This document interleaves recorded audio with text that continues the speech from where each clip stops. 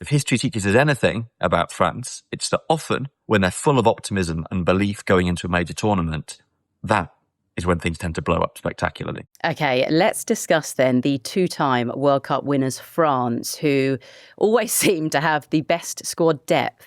Before we chat about them, let's hear from French football broadcaster Tom Williams on how Didier Deschamps' side are looking.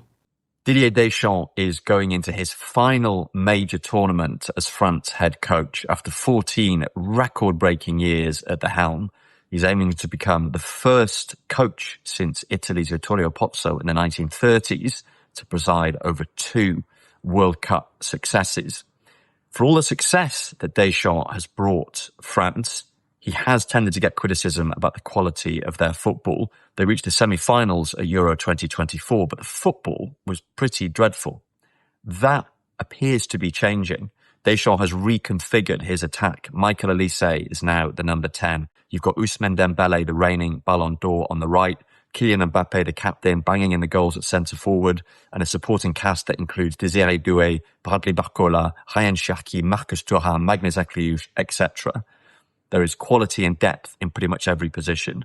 There is tournament-winning know-how both in the dugout and within the squad. France are clearly one of the favourites. But if history teaches us anything about France, it's that often when they're full of optimism and belief going into a major tournament, that is when things tend to blow up spectacularly. You're saying, Liam, before we recorded, and you just look at that and think, it's probably a bigger job off the pitch that he's got on it, really, Deschamps. Yeah, I think so. A lot of the time with France at tournaments, it's about managing the personalities as much as anything. And as we were saying, this is the first time, I think, in Kylian Mbappe's international career where he's not unequivocally the main man of the attack. You've got the reigning Ballon d'Or next to him now in Ousmane Dembele. You've got Michael Olise, who might be the best player in the world. You know, on any given day, he might be the best player on any pitch he's on.